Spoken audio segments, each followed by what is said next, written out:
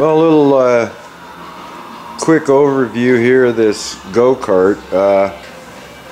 8-horse Briggs & Stratton. Got the centrifugal clutch down there. That works good, actually.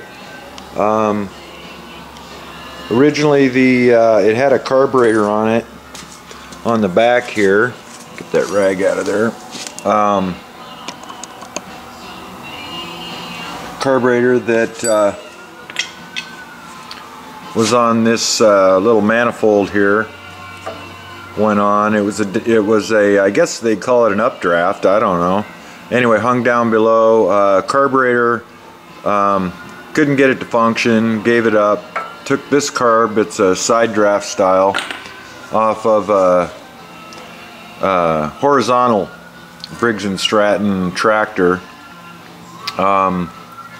And then I ended up, see if we can get a shot. I built that manifold there because this carburetor originally bolted straight up to the head on the engine it was on anyway, and it couldn't bolt it to this particular engine because the exhaust port's right next door. So I built this little manifold, bring it out a bit. It's a couple inches.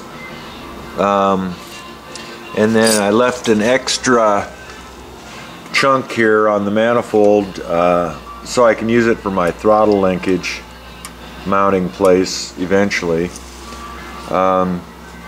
Anyway, then the muffler here would no longer bolt directly to the head on this engine. It was in the way, carburetor's in the way, so I built a manifold there. Comes down and over, and then the muffler mounts out on the end here behind the rear tire, and it works pretty good, and it's not loud. What other things have we done to this? I'm not real happy with the way the frame is on this. It's you know, it's a single tube front to back, which is, you know, fine for a kid, I guess. You get someone heavier in it, I'm afraid it's going to bend in time. So what I plan on doing is putting a cage, a roll cage basically, full cage up over the rear seat there, and then have it mounted completely forward to the front end of this frame, which will kind of triangulate things and make it stronger.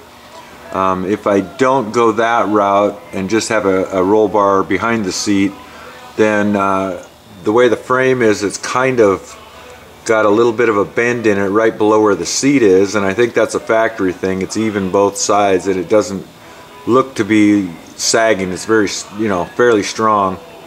What I'll do is underneath the edge of that seat there is maybe put a piece of flat steel or something, cut it to the curve and weld it in there as a triangulated brace. I kind of like the cage idea better because hoping to maybe off this thing, and you know, if it's got a cage on it, mom's more likely to say, okay, kid can have it. We'll see. Right now the project I'm working on is back here where the muffler and all that good stuff go. I'm putting together this thing here, this guard, which maybe I can set you up back here. We'll see if I can do this without too much jerking around. Where are we at? Right there. Back out a little bit maybe. That's about all we get. Anyway, this guard here, I'm welding it up. I got to do a little more grinding and stuff, but anyway, basically there's two mounting places here on the block, so going to go ahead and it's going to mount right here, which will cover up the top end of that chain and the muffler area. Keep your fingers out. Anyway, it's going to be kind of an industrial go-kart, kind of like the old state fair used to have. You get to go and bash the tires with. It's pretty strong. I figure 8-horse Briggs is going to pull it around just fine, and we'll have to see how it all goes. Anyway, so that's kind of the toy project working on right now. Bought some new chain for it. I got it running with this carburetor and muffler set up. It runs. So far, however, I cannot pull it with just the choke and get it started. But if I give it a small shot of ether, it starts first pull and runs, idles just right now, one pull. So I got to figure out the starting without having to use ether on it. Maybe some manifold modification or something with this carburetor. I don't know yet. Got to play with that. Anyway, so that's kind of what I'm working on. I don't know. Once I get this cage here all finished, welded up and ground down and whatnot, maybe I'll bolt it on there and we'll see what it looks like. Anyway, thanks for watching. Well, we're out here in the Beetle barn today working on this go-kart thing. Anyway, it has this brake assembly. See if I can show it here. That on the rear wheel here, next to the chain, next to the sprocket, it's got this little drum thing, and then it has a band goes around and pulls down on the drum to stop it. Anyway, the shoes were not attached to the band anymore, and they got a little oil on them, and gonna try and clean them up and re-adhere them to this band, and then maybe throw a couple pop rivets to help hold them. Anyway, little oil on the shoes, and we're out here. We decided generally oil-soaked shoes, if you're going to reuse them, you soak them in some white gas and light them on fire and burn the oil out. Well, I don't have any white gas. I've used it all up in my gas heater. So throw a little MEK in the can here, and been soaking them a while, and tried to light them on fire, but the MEK kind of flashes off too quick, can't really get them to burn, so I decided I'm just going to light them up in the can. Anyway, we'll get someone to hold the camera here, and against my better judgment, I'm going to light a piece of paper and toss it in there and see what happens. Don't try this at home. That's the disclaimer. So we got our little chunk of paper going here. Oh, that was no big deal. So we'll go ahead and let that burn, and hopefully that'll burn some of the oil out of the shoes, and we can get them to adhere to the back of that band.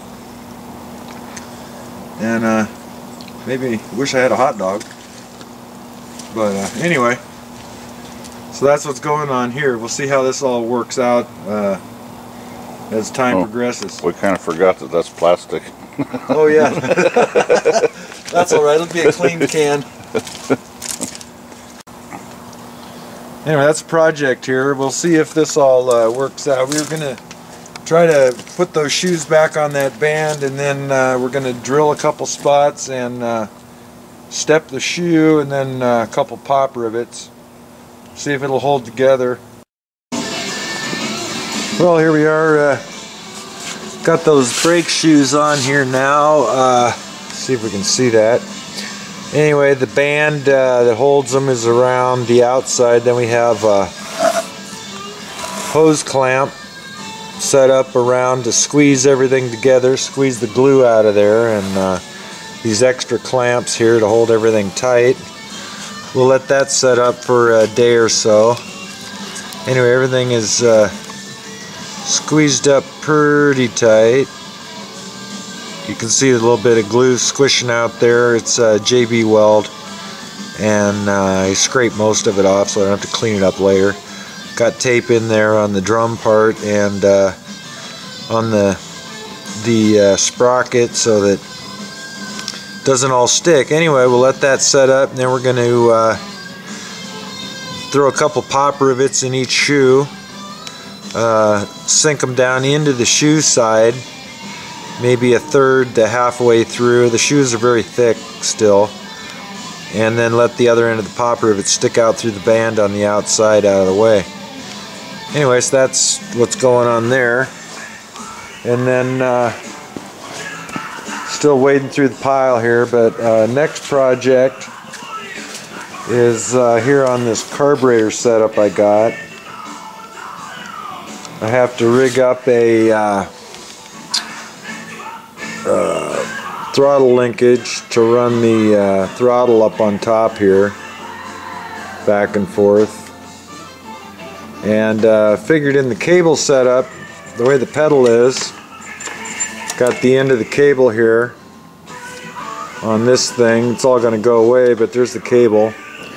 And it's almost a one-to-one on the pedal. You push the pedal down all the way and it's almost the exact same distance as this throttle is from idle to full throttle. So it's almost a one-to-one. So on my pivot, I'm going to manufacture, it'll be about a one-to-one ratio, not too bad. Anyway, back to the project.